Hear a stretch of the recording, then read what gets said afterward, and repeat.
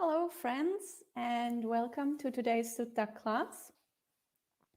We will start with the Namo Tassa as usual. Feel free to join if you like.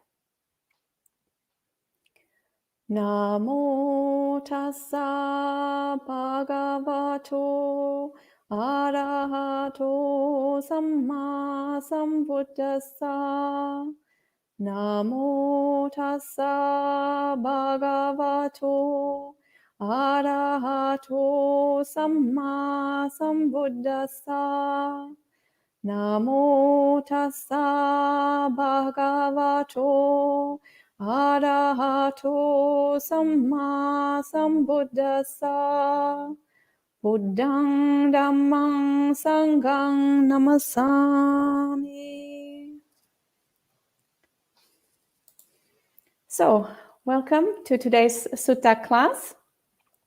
Today we are reading the Sutta about the Seven Jatilas from the Samyutta Nikaya. And we'll have to see how it goes today because unfortunately I had COVID last week and I'm fine now, but my voice still hasn't fully recovered. So we will have to see how much I can talk today. And maybe we will have a bit of a shorter session today, depending on how it goes.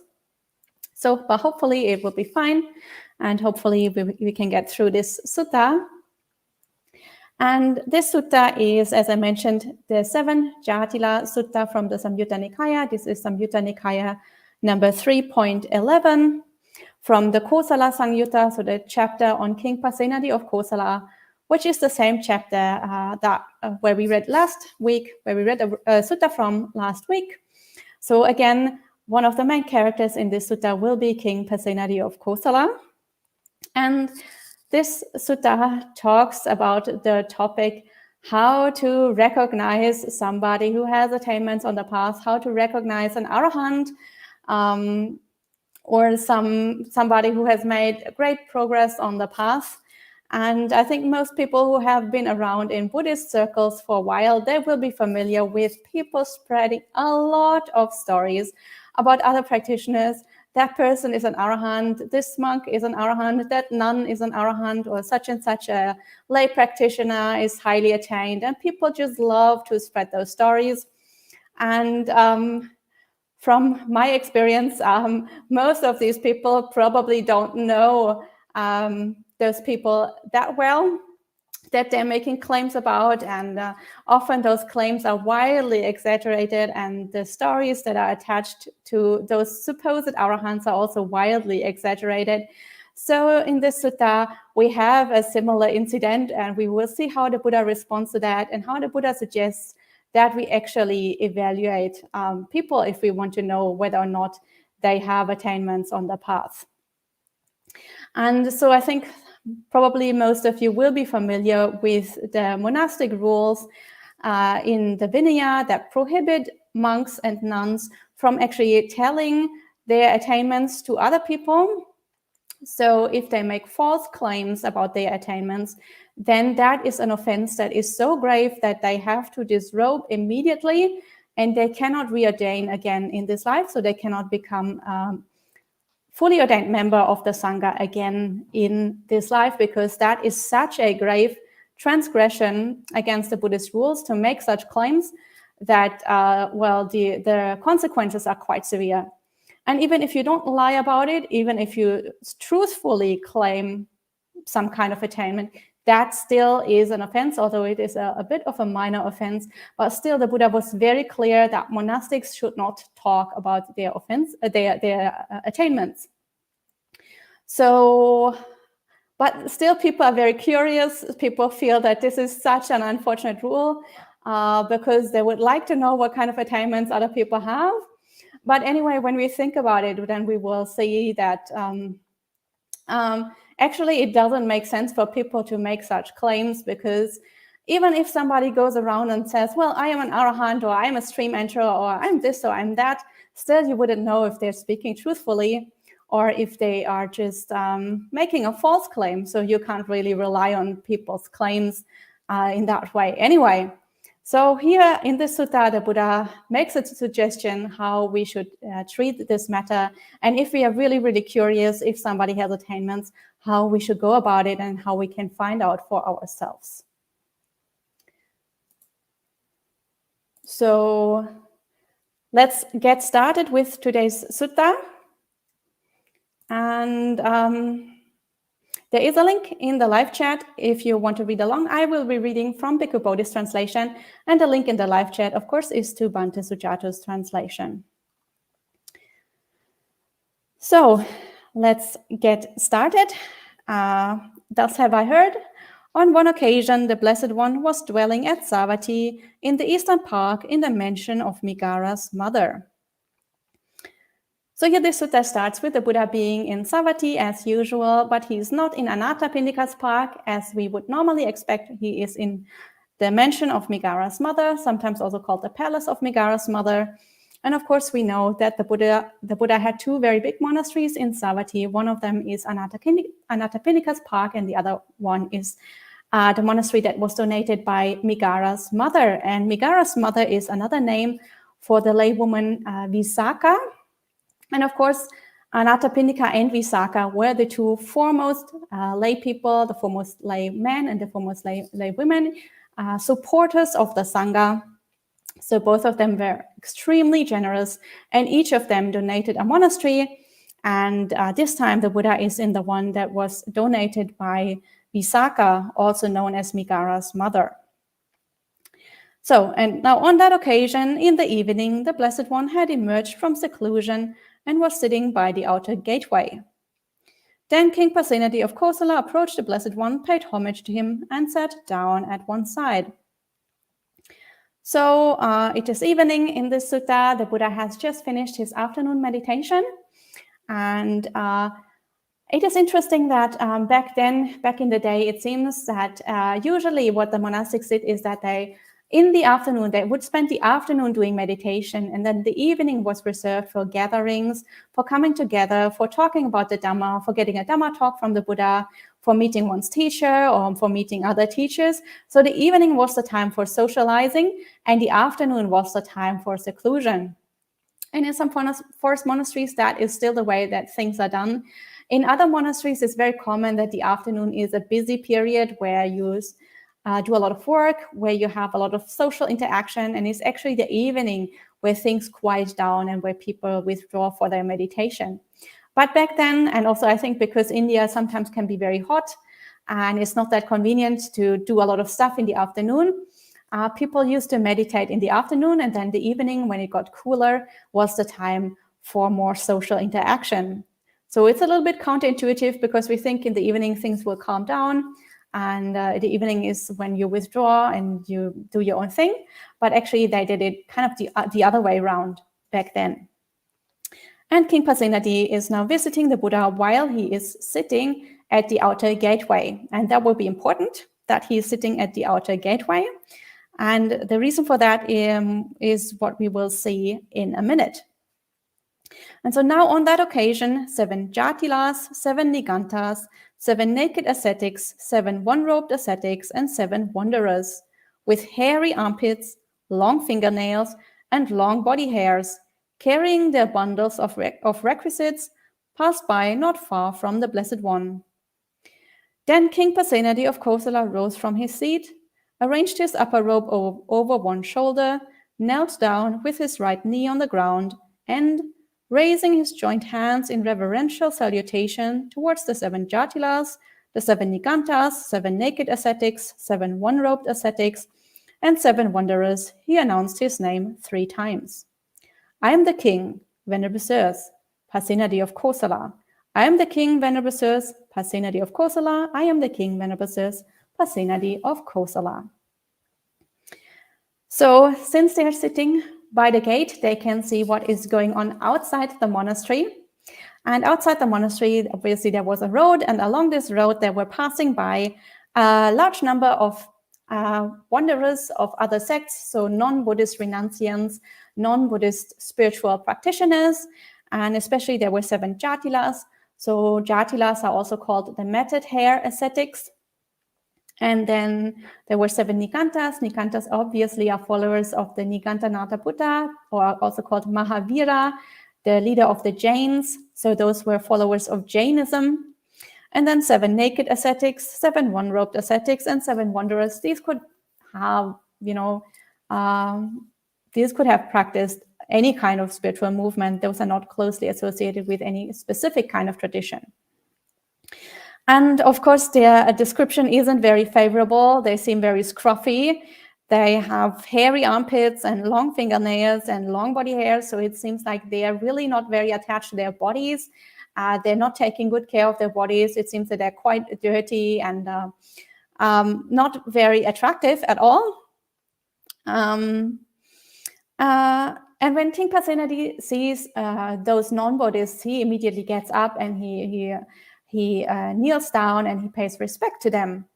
And we see the way that he pays respect is by announcing his name. And that was a very common form of a sign of respect back in the day, to greet them and to announce one's name. So then not long after those 7 Jatilas, 7 Nigantas, 7 naked ascetics, 7 one-robed ascetics, and 7 wanderers had departed, King Pasenadi of Kosala approached the Blessed One, paid homage to him, sat down to one side, and said to the Blessed One, "Those, Venerable Sir, are to be included among the men in the world who are Arahants or who have entered upon the path to Arahantship." So when those people have passed, those ascetics have passed, King Pasenadi comes back to the Buddha, and King Pasenadi says to the Buddha, well, surely those must be Arahants. Like as though he can actually evaluate that. And King Pasenadi obviously is very, very sure those must be Arahants. So I think this is very typical. We can experience this also nowadays, especially in traditional Buddhist countries, but also in the West. People having a very brief encounter with somebody and they're quite impressed with the way they behave or some kind of outwardly sign, some kind of bodily feature that they find remarkable. And from that brief encounter, they conclude, oh, surely they must have very, very high spiritual attainments. And this is what King Pasenadi does here. So King Pasenadi has literally seen these people for like maybe 10 seconds, how much time it took for them to pass by. And he hasn't had any interaction with them. They haven't given him any teaching. They haven't done any meditation. They haven't displayed any psychic powers or anything. They've literally just walked by. And but they look pretty scruffy and they look pretty dirty and untidy and so on. And so it seems that they're not attached to their bodies. And from just only that, King Pasenadi already claims that they must surely be Arahants. And if they're not Arahants yet, then surely they must be on the path to Arahantship. So just judging from this bodily feature, from being very dirty and not having bodies that are not well looked after, long hairs and long fingernails and so on, King Pasenadi just makes this judgment. So let's see how the Buddha reacts. So the Buddha says, "Great King, being a layman who enjoys sensual pleasures, dwelling in a home crowded with children, enjoying the use of cassia and sandalwood, wearing garlands, scents, and unguents, receiving gold and silver, it is difficult for you to know. These are Arahants, or these have entered upon the path to Arahantship." So the Buddha says, well, it's really difficult for you to make that judgment. So Buddha is pointing out that there's no way for King Pasenadi to be sure and to actually make such a confident statement about them being Arahants. And the Buddha points out that King Pasenadi himself has not made the commitment that would be necessary for somebody to actually evaluate whether somebody is an Arahant or not. So King Pasenadi doesn't have the renunciation. He doesn't have the lifestyle. He is somebody who enjoys sensual pleasures. He likes to be surrounded by his family. He likes to use luxury goods, such as mentioned here, cassia and sandalwoods, and various bodily decorations and jewelry and so on. And of course, he's using money and he likes to buy stuff. So somebody who has that kind of lifestyle just doesn't have the ability to make this distinction or to make a judgment about other people's attainments, because they themselves are like still so much stuck in worldly things that they can't really properly see what it takes to be an Arahant. They can't even really properly see the path of practice to become an Arahant. So how would they confidently be able to say whether or not somebody is an Arahant? And so for somebody like this, it's very easy to mistake outwardly signs, like somebody who is dirty seems to not be very attached to their body. So it's very easy to convince yourself that maybe they have already overcome attachment to their body. Maybe they're already non-returners or Arahants. But these are just outwardly signs, and it's very easy to mistake them for any kind of real attainment if you don't know what you're looking for. So now the Buddha gives some instructions how you can actually evaluate if somebody has higher attainments on the path.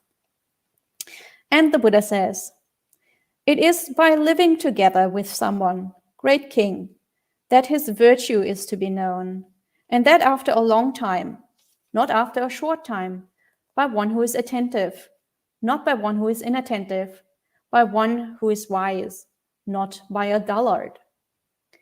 So now the Buddha goes through a list of different qualities that somebody who is an Arahant or somebody who has a higher attainments on the path needs to have, like by necessity needs to have developed in order to become an Arahant. And the first quality that the Buddha talks about here is the virtue of that person. And then the Buddha also tells us how you evaluate whether or not somebody has that quality, like whether or not somebody has virtue in this case. And the Buddha says, you can only see if, or you can only confidently say or judge if somebody has virtue if you live together with them. So you really have to spend time with them. It's not enough to see them pass by on the street for 10 seconds and then make a judgment. You really have to spend a lot of time together with them, because everybody can fake their behavior for a few minutes, even for a few hours or a few days. Even everybody can put up a public face and pretend to be a lot holier than they actually are while they are around other people, while they're around lay people, or while they're out in public. And when they actually go back to their own place and are just alone or within their own, let's say, monastic community, they might be totally different, and they might drop their public face and they might show their real character. And for that reason, it's really, you have to spend a lot of time with them. You have to live together. And only then can you see if somebody is really virtuous or if somebody's just pretending for a while being out there in public, just trying to, show to people that they are better than they actually are. And I think many people experience this in spiritual circles, maybe especially in Buddhist circles or especially in monastic circles. There are such high expectations on the teachers. There's such high expectations on the monastics. And of course, as human beings, we don't want to disappoint other people. We want to live up to the expectations that other people put on us. So we try to fulfill those expectations. We try to really behave in a way as though we are, much more accomplished than we actually are. So while out in public, we are very restrained, or we behave in certain ways. But if we're not truly like this, if you still have a lot of defilements inside, then that is not sustainable. It takes a lot of effort to keep up that facade. So after a while, you will see that crumble, and you will see the real person underneath. But that takes a lot of time, and that takes being very close to that person. So for that reason, the Buddha says you have to live together with that person in order to make a judgment about their ethics, about their virtue. And then the Buddha says you have to spend a long time, not a short time. So just spending a few days in a monastery or a few weeks, that won't be enough to actually say with confidence whether or not somebody is an Arahant. Or somebody has some kind of attainments. You really have to spend a long period of time, let's say months, or even better, years, in order to confidently claim that you know whether or not somebody is an Arahant. And then the Buddha also says, if you want to really evaluate another person, then you have to be attentive. You can't be inattentive. So, of course, you can live together with a person even for a long period of time. But if you do not pay attention, then how are you going to make a judgment? How are you going, like, if you don't pay attention, the other person can do all sorts of wild and crazy stuff, and you don't even notice because you're just so busy with your own stuff that you don't really see what is going on. So being attentive, being very mindful is one of the prerequisites for making these kind of judgments. So the Buddha, the Buddha doesn't only talk about the qualities the other person needs to have, the qualities that the Arahant needs to have and that you can recognize. The Buddha also talks about the quality that you yourself need to have in order to be qualified to even make that kind of judgment. So you yourself need to spend a lot of time. You need to be attentive. And the Buddha says you need to be wise, not to be a dullard. So, of course, you need to have the wisdom to see what is actually virtuous behavior and what isn't. And sometimes that can actually quite easily be mistaken. And there are so many cases of people who misjudge other people because they think they know how an Arahant should behave, or they think that they know how a noble person should behave. And then that somebody who is actually quite advanced on the path will behave in a way that is contrary to their expectations. And then immediately they're very disappointed. They have very strong reactions. They have very strong views about that person. But it might be that they didn't have the wisdom to actually evaluate those people properly. So sometimes situations can be a lot more nuanced than what people actually see on the surface. And people can behave in certain ways because sometimes they have knowledge about things that you might not have, or they have experience in things that you didn't really see or that you didn't experience. So people who have practiced the path for a long time, sometimes they might, for example, choose to behave in a way that they feel is more compassionate towards another being and not maybe follow every small Vinaya rule because they feel that that isn't appropriate in a certain situation. They feel that a certain situation needs a different response because a different response maybe is more compassionate or because the Vinaya rule wasn't laid down for that particular situation. But people who are quite new, they tend to be quite narrow-minded, quite strict about rules, and they sometimes don't see the bigger picture, for example. So that is one situation that I have actually experienced quite a few times, where people really start to criticize others when actually the others had a good reason for behaving in the way that they did. So there's a lot of wisdom also involved in evaluating and judging another person. It's really not easy to judge another person, or rather it is easy to judge another person. We all like to judge other people all the time, but to judge them correctly and to judge them with wisdom is totally a different matter. So the Buddha says, if you really want to judge another person, you really need to have a lot of wisdom yourself, and you need to have a lot of mindfulness. You need to be very attentive. So this was the first quality that the Buddha talked about, the virtue of that person that needs to be evaluated. And then the second quality that the Buddha talks about is as follows. It is by dealing with someone, great king, that their honesty is to be known, and that after a long time, not after a short time, by one who is attentive, not by one who is inattentive, by one who is wise, not by a dullard. So the second quality of that Arahant that the Buddha talks about here is their honesty. And Bhante Sujato also translates this word as purity. And that we evaluate by dealing with them. So again, by being in contact with them, by seeing how they react. And here dealing doesn't only mean like economic transactions or making a deal or something. Of course, that can be somewhat useful if you make a deal and they try to trick you, or they try to commit fraud, or they somehow try to take advantage of you. Obviously, you will see that they are not very honest. So obviously, immediately you will know that they cannot possibly be Arahants. But I'm not really talking about economic transactions here, because obviously Arahants will usually try to avoid getting too much involved in, economic activities. But any other kinds of dealing with people, trying to organize things together, trying to, maybe, I don't know, organize some kind of Dharma program or something, just spending time with them, interacting with them. And over time, you will see, are they honest? Are they reliable? Are they trustworthy people? And of course, if they're not, then that's a very strong sign that they cannot possibly be an Arahant.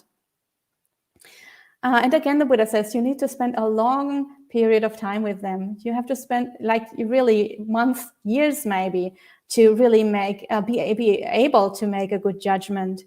You can't do that after a short time. And you have to, again, be attentive. You have to be very mindful. And you have to have wisdom to evaluate that situation, to evaluate their quality, whether or not they're honest, whether or not they're mentally pure, or whether maybe they're trying to take advantage of you, or maybe they have some kind of ulterior motive, or some other kind of motivation for being around you other than just, practicing Dharma. So that was the second quality. And then the Buddha also talks about a third quality, and that one is as follows. It is in adversities, great king, that a person's fortitude is to be known, and that after a long time, not after a short time, by one who is attentive, not by one who is inattentive, by one who is wise, not by a dullard. So the third quality that the Buddha talks about is the person's fortitude, or Bhante Sujato translates as resilience. So and the Buddha says you can only in adversities, so only when there is difficulty, then only can you know how internally strong a person is, how they react to difficult situations. So only then can you judge their resilience or their fortitude. So when there's difficulty outside, you will see, do they still have anger inside of them? Are they reacting with anger? Are they reacting with ill will? Are they reacting with fear? Are they reacting in any kind of unskillful way? So are they still, do they still have defilements in their mind, or is their mind really totally pure and totally stable? And of course, you can only judge that when they're under pressure, when there is difficulty outside. And for that reason, again, you have to spend a long period of time with them, not just a brief moment or a brief few minutes or a few hours. Because again, anybody can, pretend to be calm under pressure for a little while if they really, try to, and if they're really mindful, then anybody can pretend to be an Arahant for a little while. But to really sustainably have a calm and kind and wise behavior in any kind of situation under pressure, and whether they're under pressure or whether they're calm and everything's peaceful, and if you can sustain that for a long time, then that is a sign that you're not faking it and that they're genuinely very pure in their mind. So, and then the last quality that the Buddha talks about here is the Arahants, or the supposed Arahants' wisdom. And the Buddha says, it is by discussion with someone, great king, that their wisdom is to be known. And that after a long time, not after a short time, by one who is attentive, not by one who is inattentive, by one who is wise, not by a dullard. So the last quality to evaluate is, of course, the wisdom. So an Arahant needs to be very wise. Obviously, an Arahant has seen reality as it actually is, has made very, very deep insights into how the mind works, how samsara works, how karma and rebirth works. So they have really developed very, very deep wisdom, very deep insight. And you can evaluate that by discussing with them. So by just asking questions, by trying to understand their point of view, by seeing how they explain Dhamma, what kind of views they express. And again, not just one short, brief exchange, but spend a long, long time around them and see if they consistently express very wise and kind attitudes. And again, this requires that you are attentive. This requires that you are wise, that you can actually make these kind of judgments. And so by discussing with such people, we can see whether or not they have the wisdom that is required for arahantship. So these are the suggestions of the Buddha for qualities to look out for and for methods how we can test for those 4 qualities, namely virtue, honesty, fortitude, and wisdom. And we test that by being around them, by dealing with them, by seeing them in difficulties, and by discussing with them. So this was the Buddha's suggestion to King Pasenadi, how we can actually find out whether or not somebody is an Arahant. So, and King Pasenadi then replies, "It is wonderful, Venerable Sir. It is amazing, Venerable Sir, how well this has been stated by the Blessed One. Great King, being a layman, and so on, it is difficult for you to know," and so on. And then he repeats the entire teaching of the Buddha, and so on, by one who is wise, not by a dullard. And then actually, so King Pasenadi really liked this instruction. And then he actually has a confession to make to the Buddha. And he says to the Buddha, "Actually, these, Venerable Sir, are my spies, my undercover agents, coming back after spying out the country. First, information is gathered by them, and afterwards I will make them disclose it. Now, Venerable Sir, when they have washed off the dust and dirt and are freshly bathed and groomed, with their hair and beards trimmed, clad in white garments, they will enjoy themselves, supplied and endowed with the 5 courts of sensual pleasure." So King Pasenadi has to, actually, he knew all along that they are not Arahants and they cannot possibly be Arahants because they're actually his employees, they are his spies. They're just wandering around, deceiving everybody and tricking everybody and trying to get people to trust them and to tell them their secrets. So obviously they cannot possibly be Arahants since they are deceiving everybody. And they're just using the monastic form in order to get other people to trust them. So they're very deeply abusing people's veneration and respect for spiritual practitioners. And they're abusing the trust that they have towards spiritual practitioners. And so they're just like really deceiving people on a very, very deep level and causing a lot of harm. So like they cannot possibly be Arahants. And King Pasenadi knew that all along. They are spies. They're just pretending to be holy people so that people will trust them and that people will tell them their secrets. So very clearly, they cannot possibly be Arahants. They're just fraudsters that are pretending to be Arahants. And King Pasenadi knew that all along, and he was just testing the Buddha to see his reaction. And then King Pasenadi also describes how now they look very untidy and scruffy, and they really look like stereotypical ascetics, or like you would imagine an Arahant maybe to look like back in the day. But actually, they're still very, very much attached to sensual pleasures. And very soon they will go to the palace and report to King Pasenadi everything they've heard. And then they will trim their beard and cut their long fingernails and their long hair. And then they will look very respectable and presentable like lay people. And they will be clad in white. So white obviously is a symbol for lay people's clothing. Back in the day, there were not Buddhist monastics, but other spiritual seekers who did wear white. For example, the Jains wore white robes, but most of the spiritual movements back then did not wear white. White was a color for the lay people, and especially in Buddhist circles, white was a color for lay people. And so here King Pasenadi says that they're going to wear white garments as a symbol to show they're really not ascetics, they're really lay people. And they will enjoy sensual pleasures. So very obviously, they're still very attached. And very obviously, they're not Arahants. And then the Buddha, having understood the meaning of this, on that occasion, recited these verses.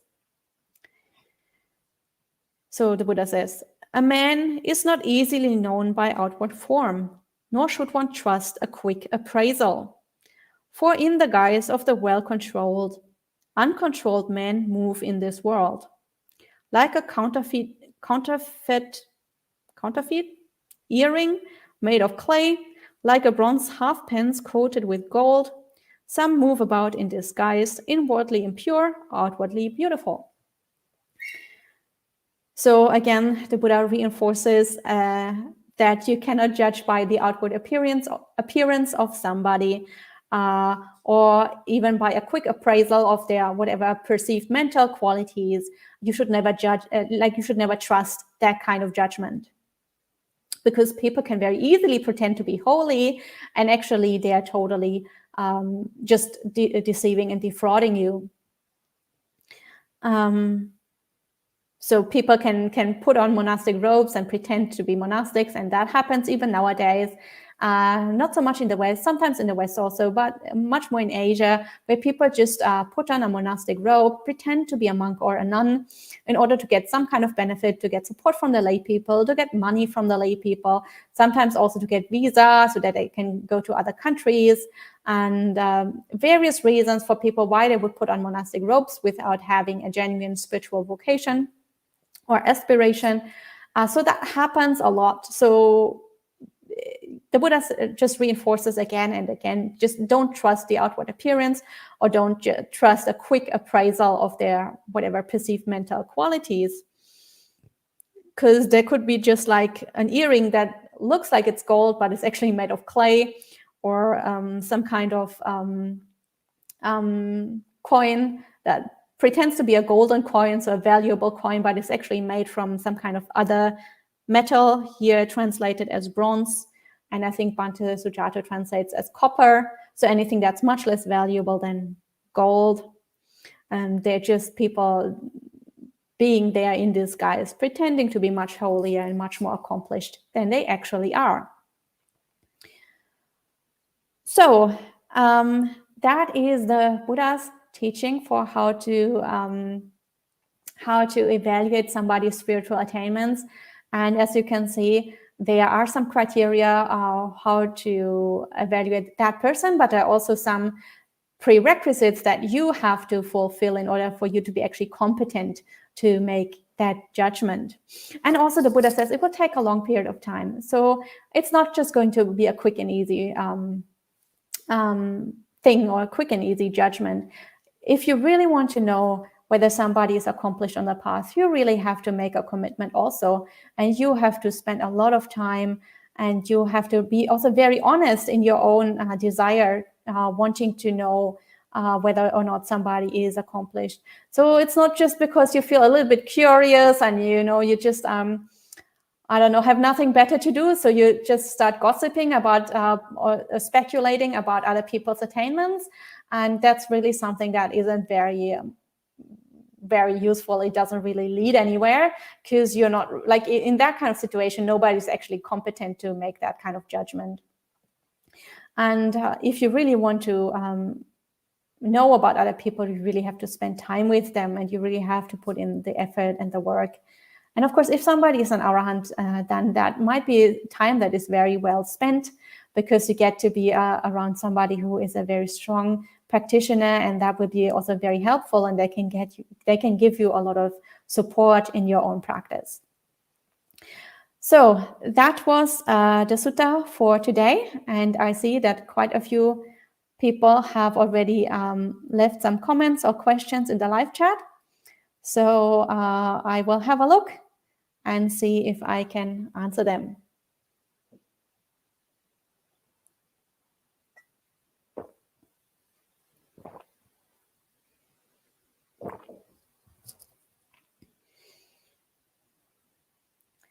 So,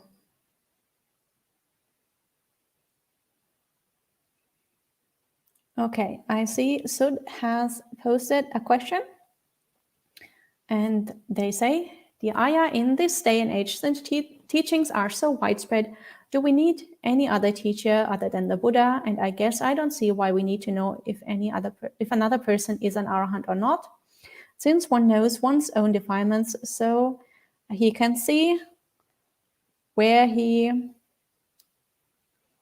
is at the path, and perhaps keep practicing what the Buddha teaches. So I guess in some way, Of course, you can try to do it all by yourself, just with the Buddha's teaching, and that is fine if that is suitable for your personality type. For many people, it's very supportive to have a community, and for many people, it's also very good to have a teacher, especially in the beginning of the path. So the Buddha said that starting from stream entry, you become independent from others on his path, but up until stream entry, it's really, really helpful to have a teacher who can guide you. Because when you're not a stream enterer yet, that means you have a lot of wrong views still, you have a lot of defilements in your mind still, and it's very easy for your defilements to lead you astray, while you yourself are actually convinced you're going in the right direction. And I have seen it quite often also with monastics that practice solitary practice, and that stay away from the Sangha and don't interact much with other monastics. It's very easy for them to convince themselves that they're actually much more advanced on the path than they really are, because they don't deal that much with other people. So it seems like they're very peaceful, very calm the whole time, and they convince themselves that they have a lot of knowledge because there's nobody to challenge them. And once they get together with other people, they constantly get triggered and all their defilements come to the surface. Because they didn't realize that they still were there, because there was nobody to check on them and nobody to point out their mistakes. So it can be very helpful to have a teacher, like a living teacher, who is obviously not the Buddha, because the Buddha is no longer around, because they can point out your mistakes. It's much easier for a teacher to see mistakes because they have seen many practitioners over the years, and they kind of know all the pitfalls. And they also know how to help you with those kind of pitfalls if you have a good teacher that suits you and your personality and your practice style well. And sometimes a teacher can be very challenging because they will point out your mistakes and they will point out your defilements, and that obviously is very unpleasant because it shows you that you're not as holy as you thought you are, or you're not that advanced on the path as you thought you were. So having a teacher can be very challenging, and it can be somewhat unpleasant, but it can help you to make progress much faster, because they really tell you where to look instead of you just trying to do everything on your own. It's kind of the same like with any other teacher. Like if you have a small child and you wait for the small child to invent math on their own, then they will probably never invent math. But if they go to school and there's a math teacher who teaches them about numbers and about additions and subtractions and integrals and whatever, then they will learn all this stuff in a fraction of the time that it would take them to actually invent it all by themselves. So a teacher can be really, really helpful on the path. But as I said, it depends on your personality. And for some people, solitary practice might be useful, but it's up to the practitioner. And also there might be periods when you do it on your own, and then there might be periods where you really benefit from being with a teacher and from being with a group of practitioners so you can support each other. And then Pia and Indira have another question. And they say, I would think Sila, Samadhi, and Panya, virtue, concentration, and wisdom, would be 3 standard qualities to recognize one who is advanced in the path. Why is quality of Samadhi not addressed here? Is it because it is difficult to recognize this quality in another? For example, the attainment of jhana, even after staying with them for a long time, compared to virtue and wisdom. Yeah, so I think I asked myself the same question. How come the Buddha doesn't mention Samadhi here, and instead he mentions honesty and fortitude, or purity and resilience, depending on the translation? And I think it is very difficult to evaluate Samadhi as an outsider unless you have psychic powers and actually can read other people's minds.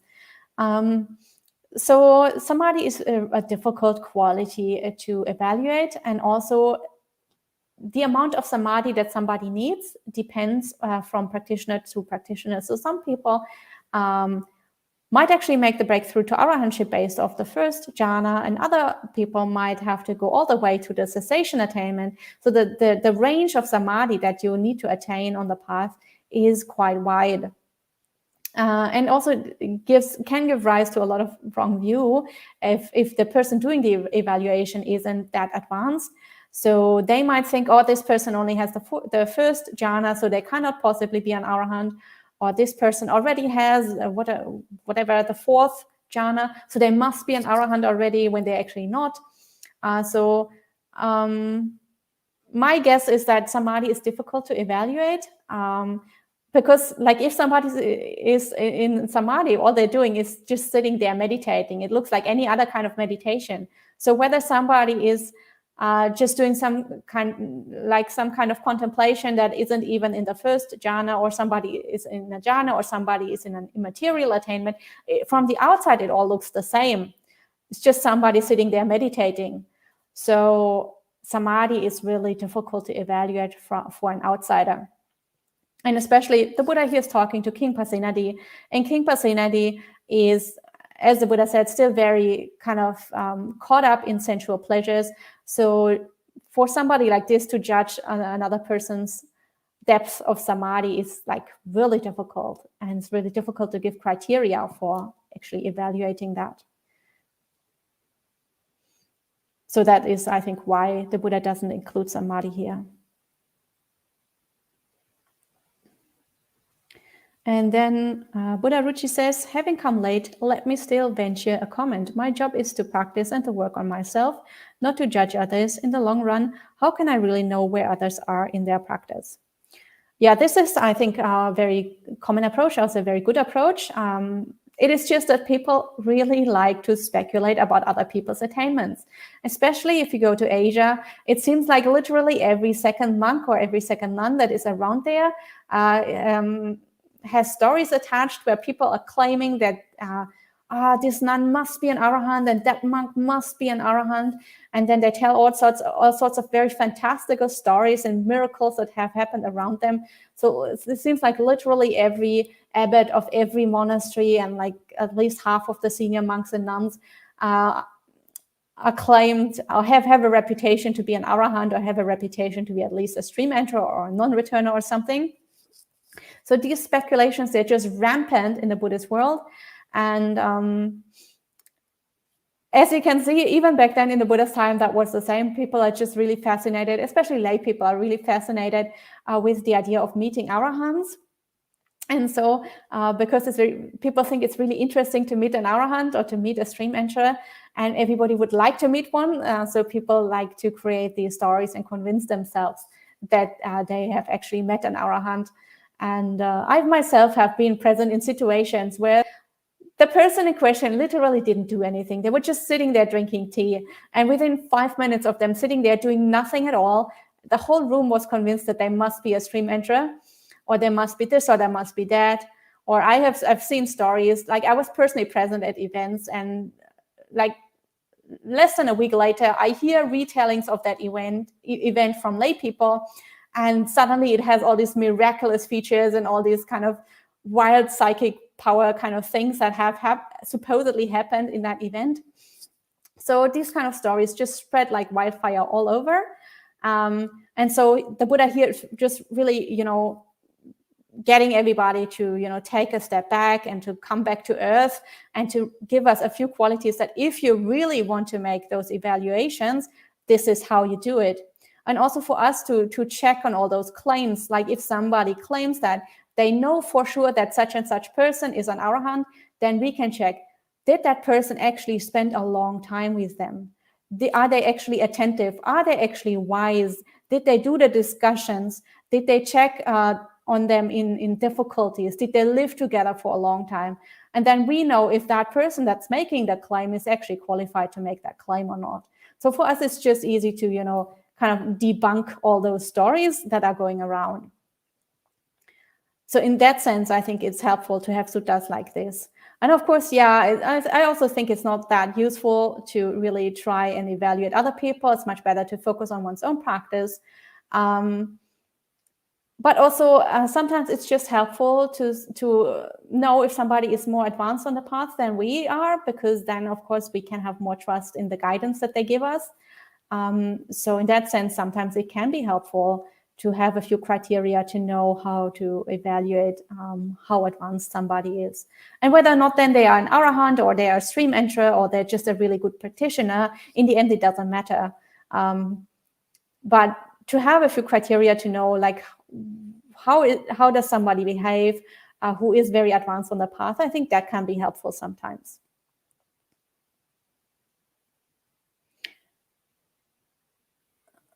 And, I see we have a lot of questions, so I better go a bit quicker.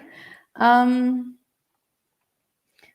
it says, another question, can someone deceive themselves about their own progress, and would it be better not even to think about one's own progress while practicing? Oh, yes, certainly.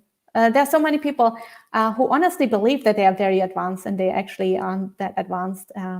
As I mentioned before, especially if you practice on your own and you don't have a community around you, it's very easy to think that you are so advanced already and that you understand so much and that you have so much wisdom, because there's nobody who challenges you and there's nobody who triggers your defilements. On the contrary, but if you're with a group, other people can really, really trigger you and trigger your defilements, and then you'll see that you're not actually that advanced as you thought. Or if you have discussions with other people and you figure out, I can't really actually explain the thing that they're asking, or I don't really understand the answer to that question, then you will see that your wisdom isn't as developed as you thought it was. So it's very easy actually for people to think that they're much more advanced than they are.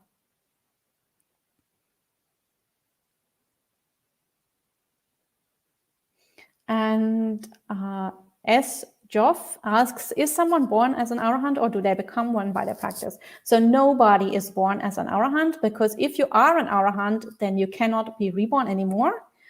So clearly you cannot be born as an Arahant. You become one by your practice.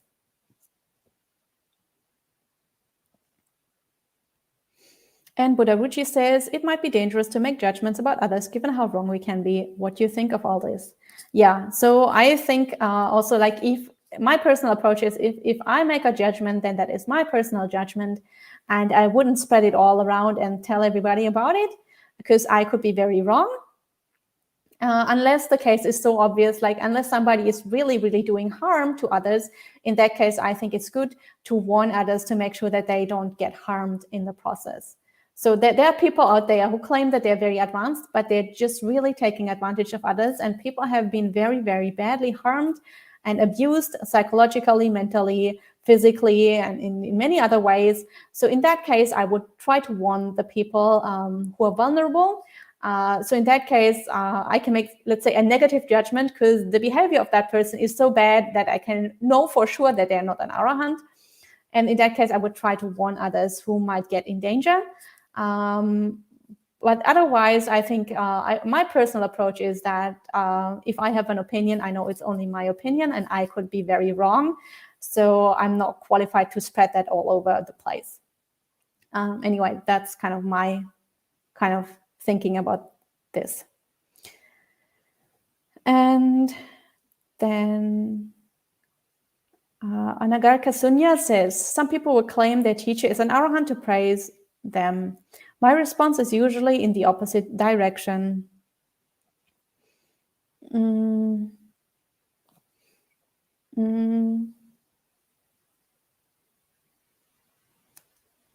Let's see.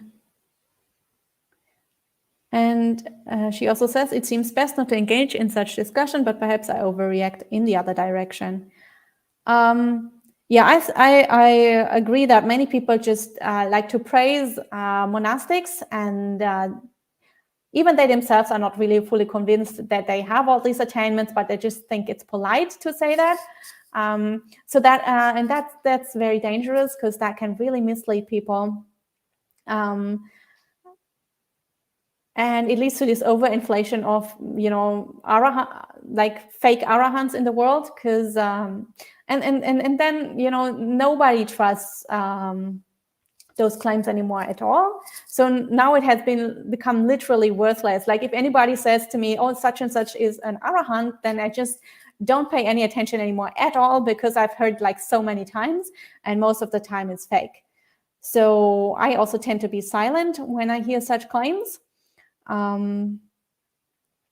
So like my personal approach is to just, completely be open-minded and then meet the person myself and come to my own conclusions. But just because somebody tells me an Arahant, then I have no higher expectations of that person because of that. I treat them like just any other monastic, because most of the time those claims aren't actually true. And of course, you should be respectful towards everybody, and you should be friendly and kind.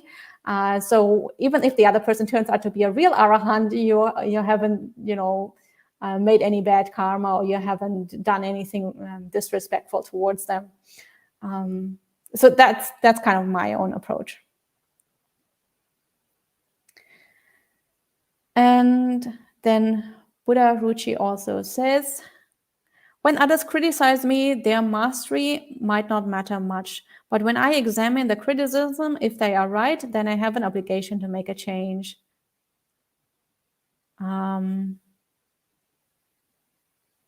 Yeah, I think ultimately it comes down to developing one's own wisdom. So if somebody gives you a helpful hint for your practice and points you towards a blind spot of yours, something where you might need to do a little bit more work, where you have some defilements. So if the criticism is actually true, then of course that can be very helpful to our practice. Whether or not the person who is criticizing us is an Arahant or just an ordinary practitioner who noticed that we have a blind spot there. And I think, so in that way, any kind of practitioner can be helpful to each other, because it's much easier for other people to see our blind spots. And of course, if we can voice the criticism in such a way that it's easy for the other person to accept it, so they don't feel too much, overly criticized or too much put down, or they don't feel too triggered by our criticism, then of course we can be helpful to the other person. If we just trigger them and they reject our input, then obviously that isn't useful for anybody. So if we have feedback to give to other people, it's always good to word that in a way that is more likely that the other person can actually listen to us and can accept what we are saying. So just criticizing for the sake of criticizing isn't useful to anybody. So even though everybody can be helpful to other people, you don't have to be an Arahant to help others. It's still good to practice right speech while giving feedback to others. And Buddha Ruchi also says, samadhi, peace, calm, happiness, joy, quiet. So when we see these qualities in others, we might assume that their samadhi is strong. Weak samadhi would show in the world, would it not? Well, in some ways, I guess it would. I think some people don't have that deep samadhi, but they generally have a character that is quite quiet and quite joyful, and they haven't really developed deep samadhi yet. So people who have a character that is generally quite calm and joyful will have a much easier time to develop samadhi, but still they need to actually focus on developing that. And I think not necessarily everybody who is just calm and joyful has samadhi, but it could be an indicator that they have it. So asks, basically the only surefire way to really know would be if you miraculously develop psychic power of mind reading and perhaps then read the other person's mind, kind of like how the Buddha does it. In some way, yes. Of course, the method that the Buddha gives us here is just a method where we can make some deductions, and we know that if the person has those 4 qualities, then there is a higher possibility that they might be Arahants, but still we cannot be 100% sure. In the end, only the Buddha and maybe some very advanced Arahants can be sure, because they can read other people's minds. But as I mentioned, in the end, it's sometimes just important that the person is higher advanced on the path or more advanced on the path than we are. And then we can get some guidance. But again, in the end, it depends on us developing our own wisdom. So if the other person gives us guidance and we know this is totally wrong for us, or it would be unwholesome for us or unbeneficial, then still we need to listen to our own wisdom, because ultimately we have to take responsibility for our own path. And if things go wrong and if we make bad karma, then it is our bad karma and we can't blame it on the other person. We can't transfer the bad karma to that other person who gave us the advice. So ultimately, it is our responsibility. And for that reason, we need to make sure that we only listen to good people or to more advanced practitioners, and we develop our own wisdom. That is actually the most important. So, and then as Joff also asks, does an Arahant have self-awareness of the Arahanthood? Yes, definitely they have self-awareness of the Arahanthood. So first, you have what is called vimutti or deliverance in Pali. And then you have the knowledge, what Bhikkhu Bodhi translates as knowledge and vision of deliverance. So you know for yourself that now you are completely freed, that you have let go of all your defilements, and that you have become an Arahant. So this is one of the qualities or one of the insights that come with Arahantship. And so for that reason, an Arahant definitely has self-awareness of their Arahanthood.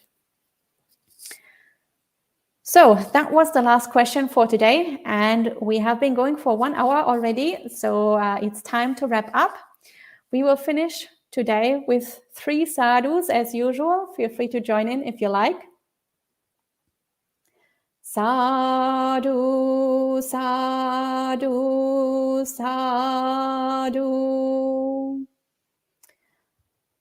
So next week, we will have the Sutta class as usual at 8 a.m. New York time. For those people who are tuning in from Europe, Europe will be changing to Daylight Savings Time next weekend. So for us in Europe, it will be 1 hour later. So back to, if you are in European Central Time, back to 2 p.m. If you're in other places in Europe, then make your own calculations.